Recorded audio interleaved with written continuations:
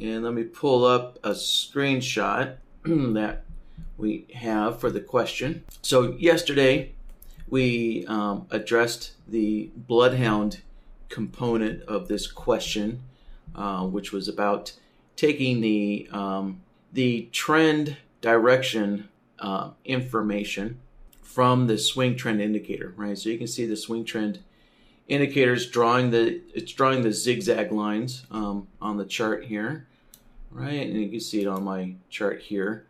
And so the swing trend indicator has an output that tells you the direction of the swing line. And so that was converted into a signal here. And then also the signal was modified, waiting for the next bar as a confirmation bar, and the next bar had to be in the same direction as the signal. Right? So for example, this long signal here in the middle, right, the next bar afterwards was a down bar, so this signal was a no-go. Right, but this first long signal and first short signal, right, the bar afterwards, the bar direction was in the same direction as the signal. Right, so we modified, so we got that, the signals set up correctly in yesterday's BloodHound workshop. And so today we're going to take these signals and then demonstrate how to set the stop loss. So we can see we want to set the stop loss to the top of the bar, right? So if we're taking a short position, we want to use the high of the bar for the stop, or the low of the bar if it's a long. And then the profit target is going to be the previous swing price, right? So for this, again, for this short signal here, we would set the profit target down here to this previous swing low. And let's see here. Yeah, for this buy signal over here on the right, the profit target would be set to this swing high. And the low, of course, would be set to the bar low. All right, so that's what we're going to do. And let's see. All right, so I already have the swing trend indicator on my chart. However, I'm going to add the swings, highs, lows indicator, which will draw the swing points for us, right? It'll draw the swing prices for us as well. So just so we have another visual aid of where the profit targets should show up. So, all right, so let's add the swing highs, lows, and number of swings set to 2. And yeah, there we go. So we can see the previous swing prices are all being drawn for us. And look at that. It looks like I am missing a lot of data on this chart here. Let's double check here. All right, that's the right date. All right, let's force a data reload. There we go. Okay, great. Now we can see, right, lots of swing points being plotted there. And so these swing lines here is what's going to be used for our profit target. All right, next, let's get BlackBird up and running. So from our strategies window, here we go. Let's open up the shark indicators. There's BlackBird. And I'm just going to enable it. And just leave everything as default. All right, there we go. BlackBird's up and running. So let's open up the order settings window here. And first thing I'm going to do is set up the BloodHound signals. So we're going to load the BloodHound template file. And let's go to, I'm just going to go to File, and there it is on my quick list here. So there's yesterday's BloodHound workshop. And it's always a good idea to double check your logic template to make sure that everything's connected up correctly. Let's see, so we're going to be using the swing trend signal with confirmation bar. That's what we called it.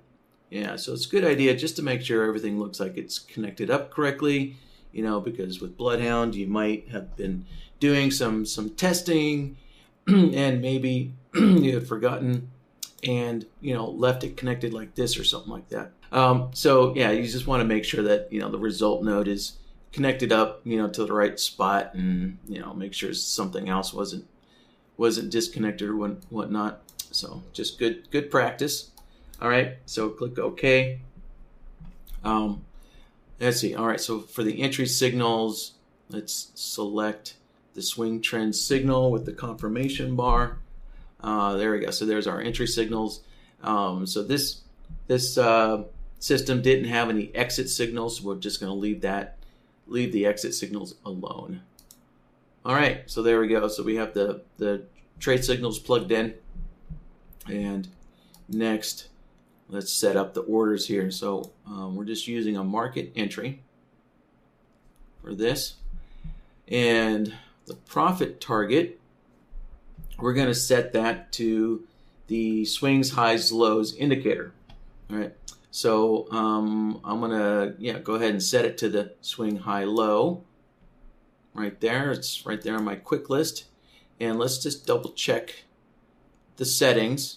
So the number of swings is set to 4, and if you remember on the chart, I knocked it down to 2, so that way it's always looking at the most recent swing point. So if you set it to 4, this lower high would not be considered the swing high. It would actually look back 4 swings, and this prior swing high would actually be the swing high. So what was wanted in this, let's pull up the screenshot again. You can see it's pointing out it's always wanting to use the most recent swing point for the profit target there. So yeah, so that just means that we need to use the number of swings set to 2. And let's see here, and the default settings here, let's see. Yeah, so for long trades, it's going to be using the widest tops, right? So the higher highs and the lower lows is going to be the widest tops and the widest bottoms plot. So the plots are already set up for us just fine, so we can leave that alone. Yeah, so the only thing we had to adjust was just the number of swings to 2. All right, that's that. And next, the stop loss. I think also, yes, also we can use the swing low and high prices there as well. And let me double check, see if there's any trailing mentioned on here.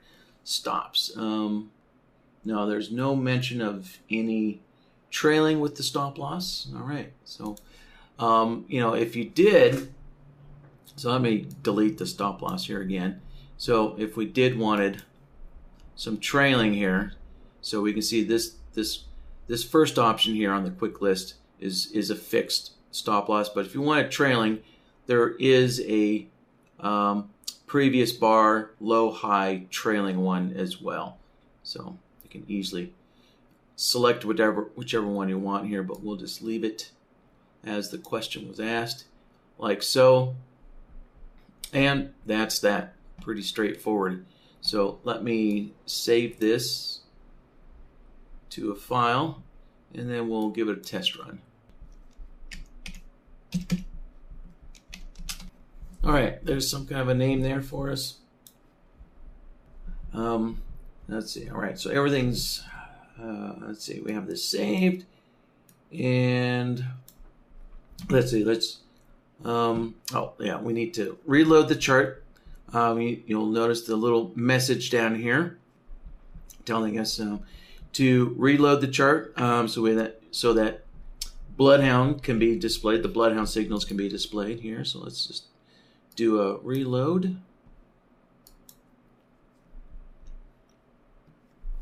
All right.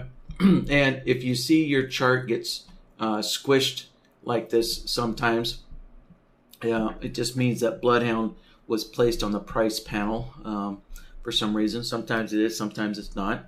So what you can do is, right, BloodHound is going to be this thin line down here at the bottom. So we can just grab it and drag. So you're going to drag with your mouse until you see that blue highlight bar down there, and then let go. There we go. So we just moved BloodHound onto its own sub panel. Let's shrink that down, and then let's go and select the logic template that BlackBird is trading. So there it is. There. Okay, so we're in a downswing. So let's reverse the market up and generate a long signal. All right, we'll just have to be a little patient. And so what we're going to expect to see is the profit target up here at this swing high. And we're waiting for the confirmation bar. And there it is. Oh, and I forgot to turn on the auto enable button there.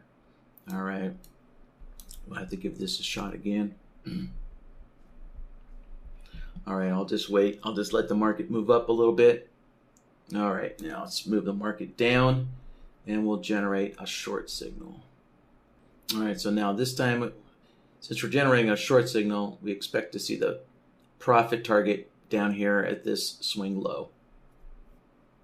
Let me slow this down. All right, so I think this next bar will have a downswing detected. Yep, there it is.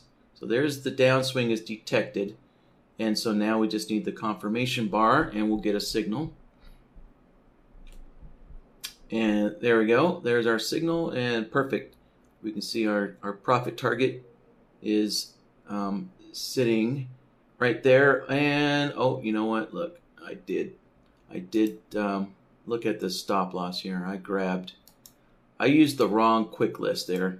If we look at the name, it says swing pattern on it, and so let's go and fix that real quick here. Yeah, all right, let me neutralize the trend for a moment.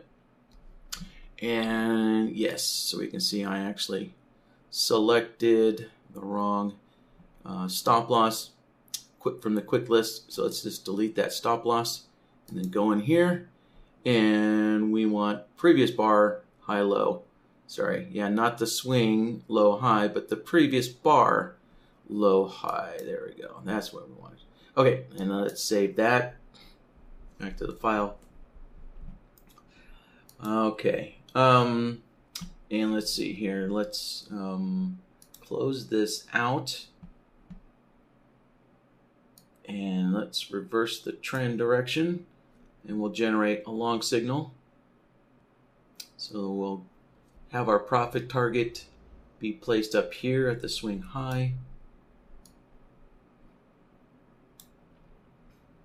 All right, there's the upswings detected. Now we just need this confirmation bar to close, and we'll have a long signal. There we go. All right, great. That's what we want to see. So there we go. The stop is at the bar low, and our profit target is at the swing, the most recent swing price there.